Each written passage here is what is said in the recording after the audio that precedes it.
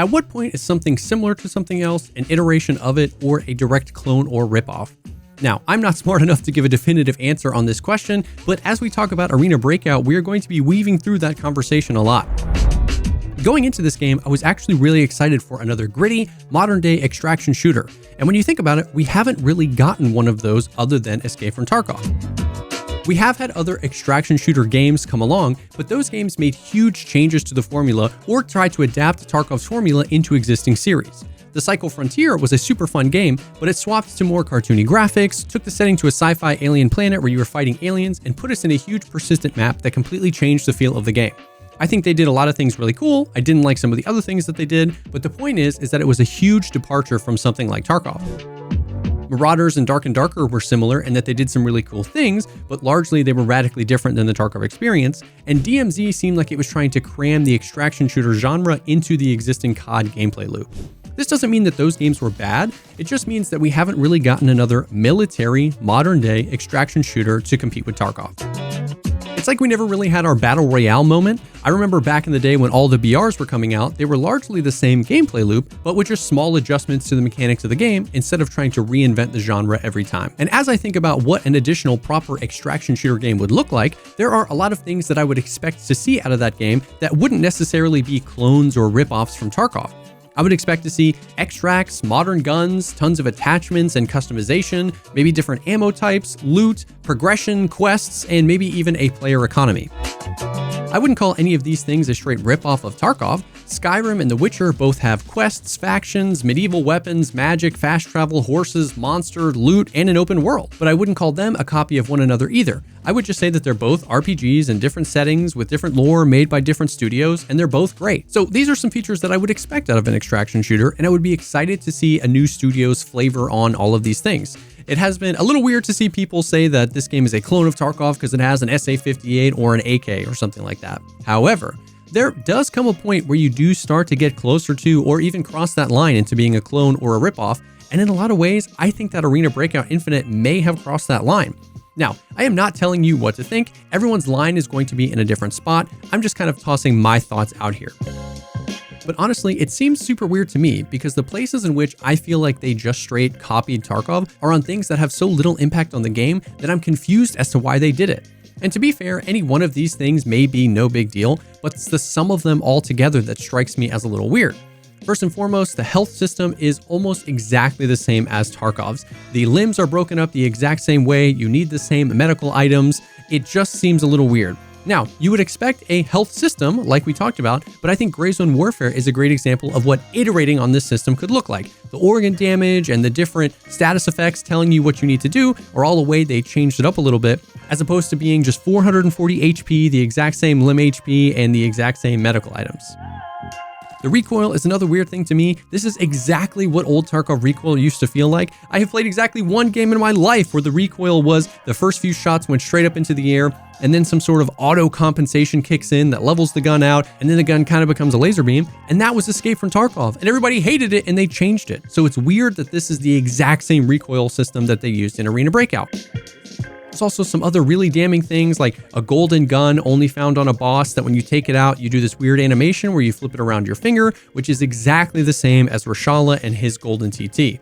There's a bunch of small things as well. The map design seems really familiar. Some buildings look exactly the same. A lot of the ways you extract from the map are exactly the same. Once again, I would expect extracts, but a no backpack extract or an extract where you have to pay 2,000 cash and then just sit there for 1 minute is exactly how the old car extracts used to work before Scav Karma. The scavenging system is very similar to how it was in Tarkov, and even the loot. Almost every recognizable piece of loot from Tarkov is also in Arena Breakout, bronze lions, cat statues, and stuff like that, and every little miscellaneous thing, T-plugs, CPU fans, all of that stuff. Now, like I said, any one of these things on their own might not be the biggest deal, but they're all in together. And again, these are all areas where I feel like coming up with your own ideas wouldn't have been so difficult, and it wouldn't have felt so blatant and scummy. Then we move on to the bigger allegations. There have been allegations of actual theft of assets, code, or audio files from Escape from Tarkov. To be honest, I am not smart enough to be able to parse through all of these allegations and determine how legit they are. I am not saying that Arena Breakout is off the hook. I just don't even know what I'm looking at half the time when people are posting code or file structures or something like that that's supposed to be damning. I don't know where these people are getting this information or if those people are trustworthy, but I will say with the amount of stuff that has come out, it definitely does seem like some nefarious actions have taken place. And if they have, I think it's safe to say that it should be pretty unanimous that the line has been crossed and this is super scummy. I don't know if legal action can be taken place. I don't know how they would be held responsible. I don't know how anyone can be convinced of anything on the internet anymore. I remember a time where BSG was getting into some trouble for using guns and attachments from the real world that they had not licensed or been given permission to put in the game. But ultimately, I don't know how that ended up or how true any of that was. I just don't know. But I wanted to mention this because I know it's important and I know that it might change a lot of people's decision on if they want to check out the game or not. I genuinely don't understand why they would do any of that stuff because they didn't need to. They actually did the hard part. They made a good game. If we look past the things that they copied and go back to the beginning of what would an alternate extraction shooter look like and ask the question, how did Arena Breakout Infinite iterate on that formula, we could actually find some really good answers. First of all, the game runs extremely well. It was made on Unreal Engine 4, and everybody seems to have a ton of frames. There are, of course, some hiccups because it's in beta, but it runs really good, and you even get into raids. You match into raids extremely quickly. The game was also clearly made with usability and the player in mind. There's truly so many quality of life features in this game, too many to even put in this video, but suffice it to say that it is very obvious that they were considering how the player was going to interact with the game when they were making it. I know it's hard to remember the people we used to. You say it's too late to make it. All of our bridges burned down. I'm at a peace. Also, the game was dialed a little bit more to the arcadey side, and that is not a diss. I actually think that's a super smart idea. It's also not to say that this is an arcadey game. They just dialed it a few clicks that way with the map, the friendly markers, no friendly fire, quest indicators on the map, and stuff like that. I actually think that this was a really smart idea and positions them to be in a more accessible place while still scratching that hardcore itch. And then finally, the tiered loot lobby system seems like a really smart idea with how instanced matchmaking works. PvP chads and no-lifers filter up to the highest tier lobbies where other people that want that same experience are, and the lower lobbies are a better place for new or more casual gamers to get the experience that they want. One of the most common criticisms of Tarkov is that a level 2 on customs can just get steamrolled by a squad of level 60s. This of course can still happen in Arena Breakout, but this system means that it's probably going to happen much less often. So again, I say that I am so confused as to why they would seemingly go out of their way to make sure that you know that they took a bunch of ideas from Tarkov when they actually made such a solid game. And a lot of people have been saying that people are only playing Arena Breakout because of these Tarkov similarities, and I could be wrong here, but I just fully disagree with this. Every other game in this genre has seen a huge wave of interest from Tarkov players that are looking for a good alternative when they came out, and none of those other games were this similar to Tarkov. I just have a hard time believing that people are only playing this game because it has bronze lions in it or an identical health system to Escape from Tarkov. Also, Arena Breakout is free, so even more people would have checked it out. Now, speaking of it being free, the last thing we have to talk about is monetization in Arena Breakout Infinite.